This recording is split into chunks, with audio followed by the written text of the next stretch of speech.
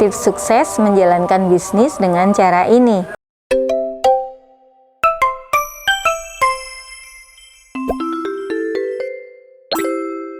Assalamualaikum warahmatullahi wabarakatuh. Teman-teman, kembali lagi di video saya ya. Yang pengen tahu tips sukses menjalankan bisnis, mari kita merapat.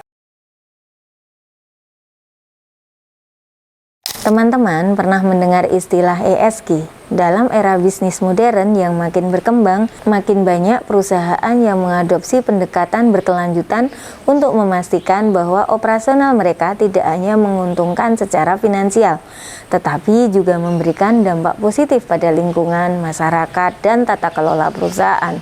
Salah satu konsep yang makin mendapat perhatian adalah ESG, singkatan dari environmental atau lingkungan, sosial, dan governance, tata kelola. Environmental Social Governance atau ESG adalah sebuah prinsip atau standar pengelolaan bisnis dan perusahaan untuk mengukur tingkat risiko sebuah perusahaan. Selain dari faktor keuangannya, ESG ini memang sangat bagus jika dijalankan. Namun sayangnya belum semua perusahaan berani menerapkan prinsip ini. Saat ini penerapan environmental social governance atau ESG menjadi pedoman yang digunakan perusahaan dalam menjalankan bisnis berkelanjutan, termasuk pada usaha mikro kecil menengah atau UMKM. Penerapan ESG akan memberikan manfaat dan peluang besar bagi UMKM. Mengapa UMKM perlu terapkan ESG ya teman-teman? Yuk kita bahas. ESG pertama kali dicetuskan oleh International Finance Corporation atau IFC pada tahun 2005 dan semakin berkembang hingga saat ini. Di Indonesia, Otoritas Jasa Keuangan atau OJK bersama Kementerian Lingkungan Hidup dan Kehutanan KLHK mulai membumikan gagasan penerapan ESG sejak 2014. Apa itu ESG? ESG adalah kerangka kerja dalam perusahaan untuk menjalankan bisnisnya secara bertanggung jawab berdasarkan aspek environment atau lingkungan, serta sosial dan governance tata kelola perusahaan, sehingga dapat menciptakan bisnis yang berkelanjutan. Dengan kata lain, perusahaan yang menerapkan prinsip ESG dalam praktek bisnis dan investasinya akan turut mengintegrasikan dan mengimplementasikan kebijakan perusahaannya, sehingga selaras dengan keberlangsungan tiga elemen tersebut. Kriteria lingkungan akan menjadi konsiderasi utama perusahaan untuk melakukan performa finansial dan operasi yang tinggi, namun bersifat berkelanjutan dan tidak merusak alam. Kriteria sosial akan berusaha untuk mendalami hubungan baik antara masyarakat luar dengan perusahaan, maupun antara pekerja, pemasok produk, pelanggan, komunitas, dan sebagainya.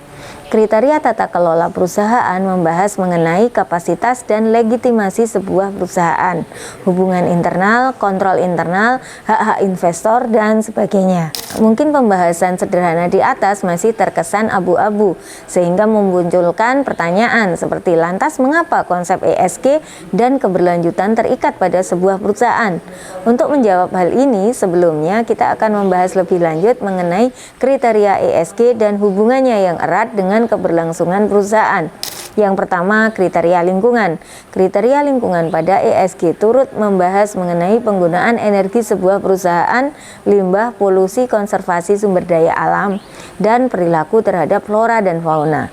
Dengan menempatkan kriteria lingkungan dalam manajemen resiko perusahaan, tentunya akan meminimalisir resiko berpotensi hadir dari kriteria lingkungan tersebut. Kriteria ini juga bisa digunakan untuk melakukan evaluasi sebuah perusahaan dalam bagaimana entitas perusahaan tersebut beroperasi. Integrasi ESG dengan sebuah perusahaan pun harus selalu diiringi dengan komitmen dan implikasinya pada kebijakan perusahaan. Sebagai contoh, perusahaan yang telah mengintegrasikan kriteria lingkungan pada perusahaannya dapat membuat atau merevisi regulasi dan kebijakan perusahaan pada isu yang terkait. Penggunaan energi yang lebih terbarukan, efisiensi sumber daya alam, manajemen limbah dan pembuangan merupakan beberapa implikasi nyata hasil dari integrasi perusahaan pada kriteria lingkungan. Tentunya komitmen ini akan memberikan dampak positif baik kepada perusahaan maupun kepada lingkungan. Dengan kondisi lingkungan yang baik dan mendukung, maka sebuah perusahaan pun akan mendapatkan keberlanjutan dalam operasi bisnisnya. Dengan kata lain, melalui manajemen risiko yang baik, maka performa finansial perusahaan pun akan lebih mudah untuk tercapai. Yang kedua, kriteria sosial. Kriteria sosial dalam ESG lebih melihat hubungan sebuah perusahaan secara eksternal. Komunitas, masyarakat, pemasok, pembeli, media, dan entitas lainnya yang memiliki hubungan baik langsung maupun tidak langsung adalah hal yang harus dikonsiderasikan melalui kriteria sosial ESG. Hal ini disebabkan beberapa faktor dari kriteria sosial akan memberikan dampak pada performa finansial perusahaan. Tentunya siap atau tidak siapnya sebuah perusahaan dalam mengadaptasikan posisinya pada masalah sosial akan mempengaruhi citra sebuah perusahaan. Sehingga memfokuskan dan mendalami isu-isu sosial menjadi risiko manajemen perusahaan merupakan konsiderasi yang harus diimplementasikan dalam kebijakan perusahaan. Sebagai contoh, sebuah perusahaan harus bergerak secara aktif untuk terus mendalami isu dan hak pekerjanya. Pertama, karena kesadaran akan hak pekerja adalah hal yang semakin mudah untuk diakses dan dipahami. Yang kedua, karena jika hak pekerja tidak dapat terpenuhi, kemungkinan tinggi masalah ini akan bermanifestasi untuk lebih besar dan merambat pada entitas sosial lain. Sehingga perusahaan harus menjadi aktor pertama dan terdepan untuk melihat kriteria sosial ESG untuk diimplementasikan dalam kebijakan perusahaan. Serupa dengan kriteria lingkungan, apabila kriteria sosial dapat disikapi dan dikelola dengan baik, maka tentunya hal ini akan kembali ke performa finansial dan keberlanjutan sebuah perusahaan. Yang ketiga, kriteria tata kelola atau governance. Kriteria governance atau tata kelola perusahaan memfokuskan pada bagaimana sebuah perusahaan memiliki proses pengelolaan yang baik dan berkelanjutan pada bagian internalnya. Jika kriteria sosial memfokuskan pada hubungan eksternal, maka kriteria governance melihat manajemen atau tata kelola sebuah perusahaan. Kriteria ini membahas dan mencakup aktivitas perusahaan, tergantung aktivitas manajemen dan pemilik perusahaan. Sehingga hasil atau output yang dirancang seperti kebijakan perusahaan, standar perusahaan, budaya, penyingkapan informasi, proses audit, dan kepatuhan merupakan hal-hal yang turut diperhatikan. Hal ini tentunya menjadi nilai plus bagi perusahaan. Nilai plus ini kemudian dapat dikonversikan untuk memberikan kepercayaan diri calon investor untuk berinvestasi pada perusahaan. Mengapa penting bagi UMKM melakukan ESG? Dua alasan yang membuat ESG penting diterapkan oleh UMKM, yaitu kontribusi UMKM terhadap produk domestik bruto. Lebih dari 60% dan 97% lapangan kerja di Indonesia disediakan UMKM. Dengan demikian, apabila seluruh UMKM menerapkan konsep ESG, Indonesia akan lebih terakselerasi menjadi negara yang green, memiliki daya tawar yang tinggi, mampu menarik investasi berkelanjutan, dan mewujudkan kesejahteraan masyarakat. Apa manfaat penerapan ESG untuk UMKM? Dua manfaat yang dapat diraih oleh UMKM apabila menerapkan ESG. Yang pertama, UMKM berpeluang besar mengakses pasar ekspor, khususnya ke Uni Eropa.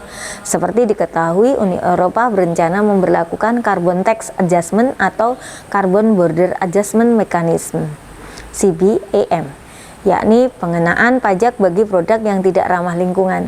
CBAM direncanakan mulai berlaku secara bertahap pada tahun 2026 mendatang. Artinya, penerapan CBAM bakal membatasi atau bahkan menolak produk UMKM yang tidak green.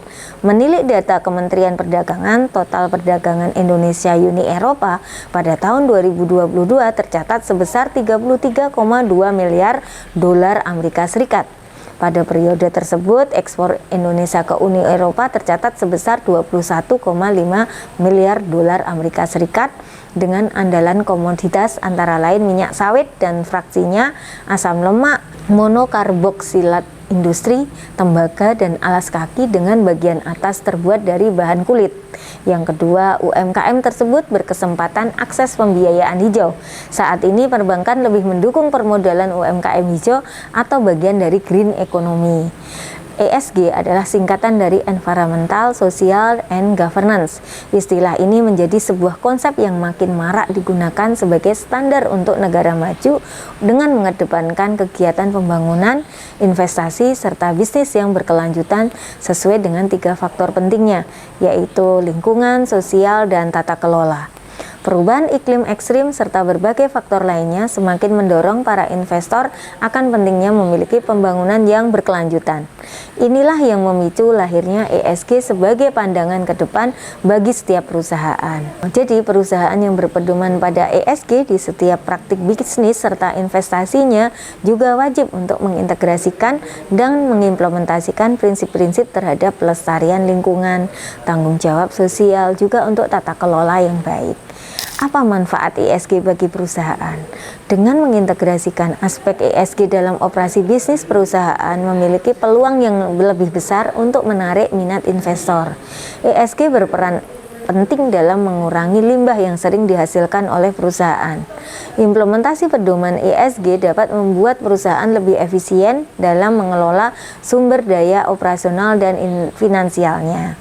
Selain itu, perusahaan juga dapat mengurangi limbah dalam proses produksi, emisi karbon, serta dampak polusi pada air dan udara. Dan dengan mengadopsi prinsip-prinsip ramah lingkungan dan sosial, perusahaan akan semakin diminati oleh konsumen, karyawan, masyarakat, dan perbankan. Artinya, ESG dapat meningkatkan reputasi yang baik dengan fokus pada praktik bisnis yang bertanggung jawab secara lingkungan dan sosial. Daya tarik bagi investor, perusahaan menjadi lebih menarik bagi investor yang peduli dengan tanggung jawab sosial dan lingkungan. Nah, segitu dulu pembahasan terkait ESG bagi UMKM ya teman-teman. Sampai ketemu di video saya selanjutnya. Jangan lupa like, komen, dan subscribe untuk mendapatkan informasi menarik lainnya dari kami. Salam sehat dan salam growth mindset.